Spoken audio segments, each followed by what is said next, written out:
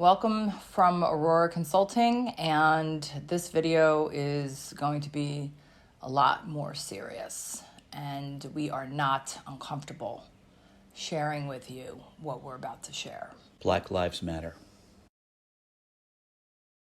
I spent 30 years in the lending industry. Linda spent 30 years in the insurance industry. We have witnessed and fought against, firsthand, discrimination of all types, but especially discrimination against persons of color. We'd like to begin by setting out some terminology. To be a white person in the United States in the year 2020 and to say, I'm not a racist, then you're not really embracing the discrimination that is ongoing, that festers within the deepest roots of our society. What you have to say is that you, as a white person, you are anti-racism.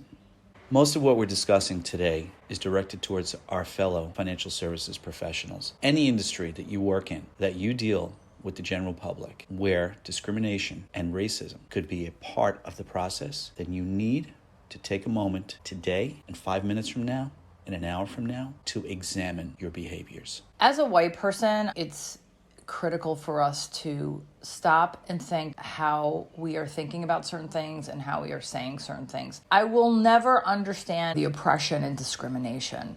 How do I address this without seeming insensitive? That's why you have to examine behaviors and create a list of standards, right, so that every client is treated 100% equally. It's a fact. There is implicit bias that happens. There's behaviors and there's also activities within your business. And I think there is a set of standards that has to be scrutinized more than ever. When you're dealing with a person of color, I think you need to ask yourself, did I find myself behaving differently? What needs to be said is what is unsaid in certain conversations. Another standard that you must constantly ask yourself, if you're involved in pricing products or services, and if you're dealing with a person of color, you must ask yourself during the conversation and immediately afterward, did I offer equal pricing to this client that I would have offered to a person who is not of color, meaning a white person? You must ask this question after every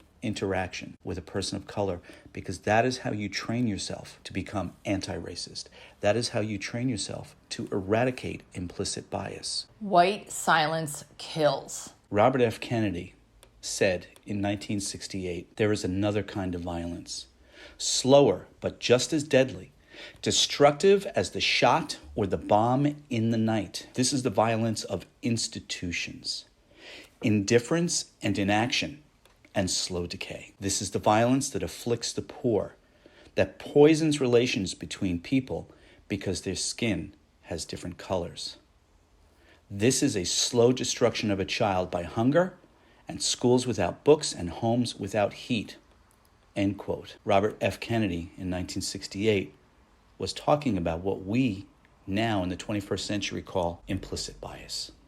Learn about implicit bias and check your own frequently.